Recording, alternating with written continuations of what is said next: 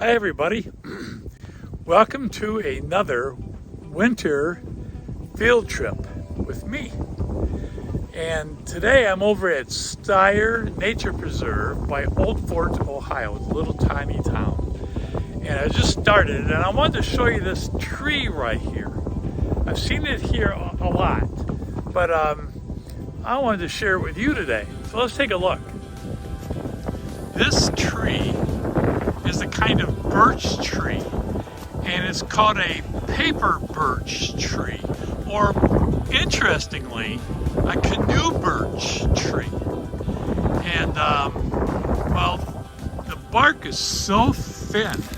I'm sure that's why it's called paper birch, because it just peels right off. The bark does. I'm not going to peel much of it off. But I like the colors of it too. And right here, there's a hole all the way up. The bark's just peeling off. And I like the fact that it's called a canoe birch, another common name for it, because right over there is the Sandusky River. Makes me wonder if Native Americans used these trees to fashion their canoes with. I don't know if that bark would be thick enough for that. I'd have to do some research on that. But I wanted to share that with you. Thought it was pretty cool.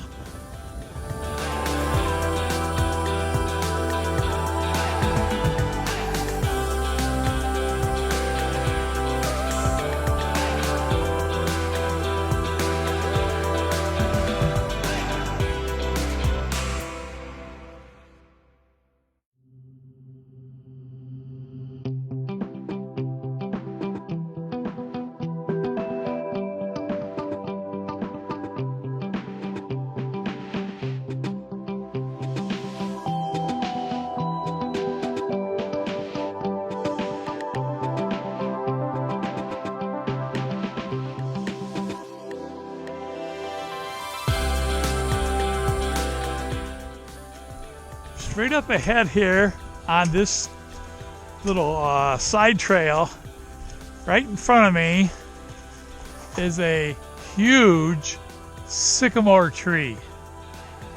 And right by the Sandusky River here, there's lots of these sycamore trees growing, especially on the opposite bank. Every time I come here on this trail at Steyer Nature Preserve, I always want to check out this huge sycamore tree. They must love lots of water, because it seems like around here, at least, when I see these big sycamore trees, they're near streams or rivers like this. And right in front of me is the Sandusky River, and it's been cold, so it's starting to ice over. But this sycamore tree here is beautiful. It's a big one.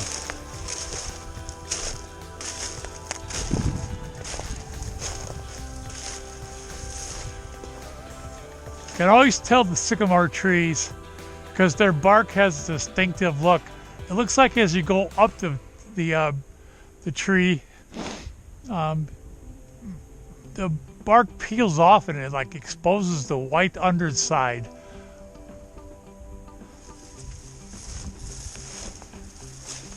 Lots of brush here. I'm trying to get through it so I can give you a better look.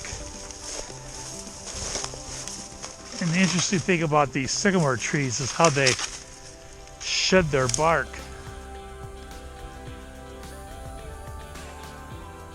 I don't know if I can try winding that up right so you can see it. But there's all sorts of pieces on the ground here in front of me.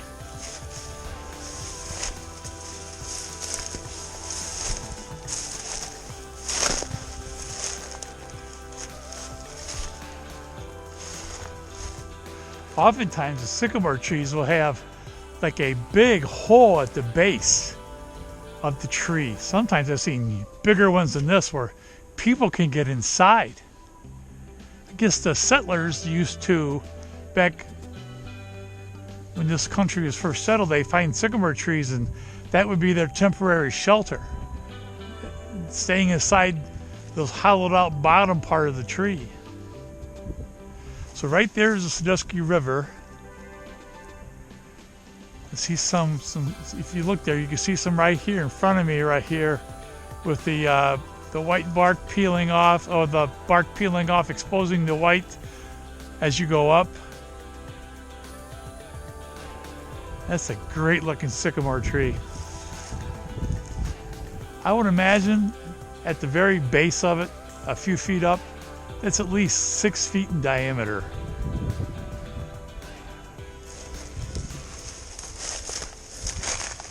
I see there's all sorts of the pieces of that bark lying on the ground here. Let's get one last look here before I turn this off. I love that sycamore tree. It's one of the bigger ones I've seen around.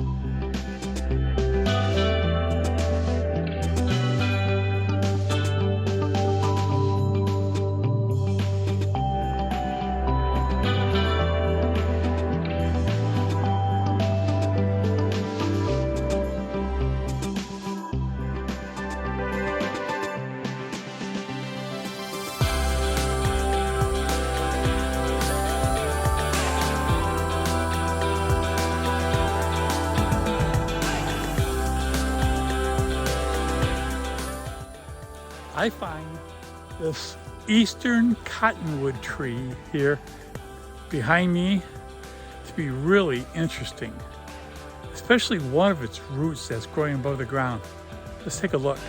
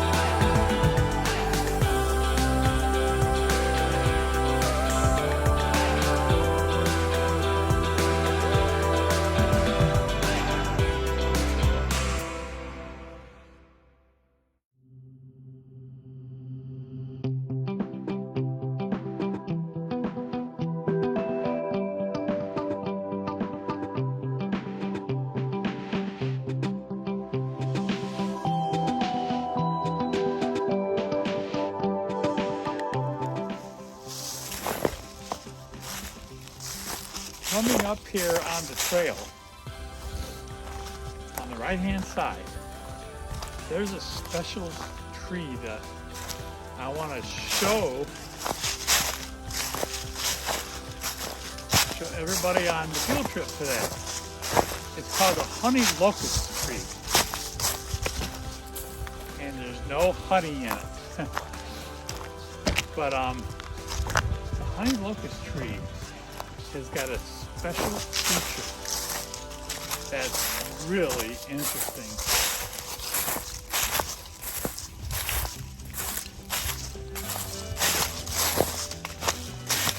So it's not far ahead up here.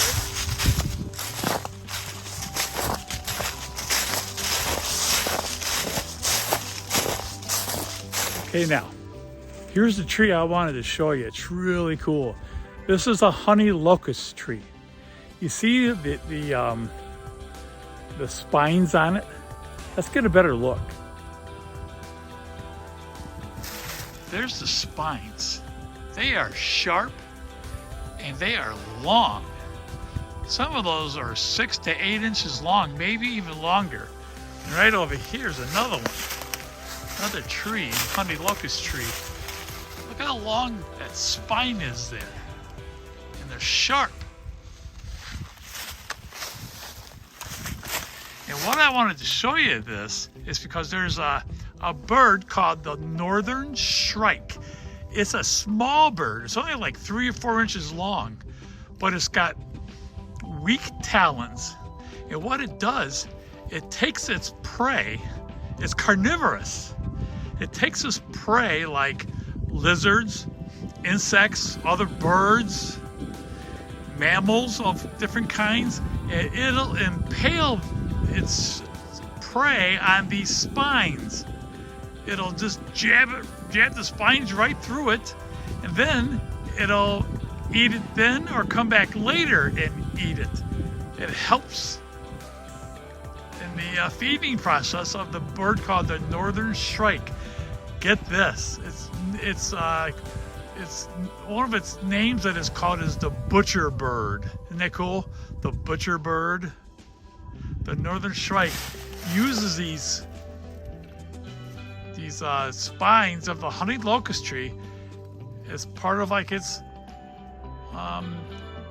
like a tool that it uses for hunting. Of course, it catches it itself, but it impales it on these spines. That is so cool, and I wanted to share that with you.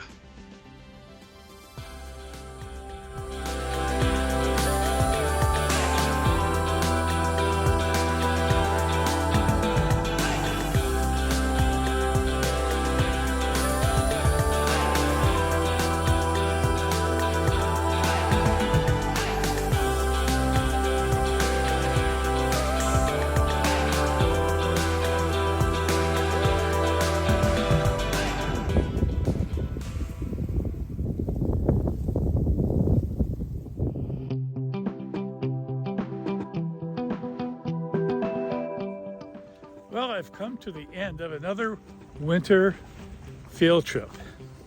Today was at Steyer Nature Preserve over by Tiffin Oral Fort. One thing I was looking for today is, and I haven't seen it, I've seen pictures of it on social media. It's just like ribbon ice. It's like the water or sap that gets I don't know, squeezed out of a stem, and it looks like a ribbon made out of ice near the ground. It's really cool looking. I'd love to see that this winter sometime. Maybe I'm looking in the wrong places. But I enjoyed myself today. Once I got it over there into the wooded areas, there's hardly any wind. It's not that cold. It's like upper 30s, not that bad. And I enjoyed myself. Well, thanks for coming along with me. I enjoyed your company. And until our next field trip, happy trails.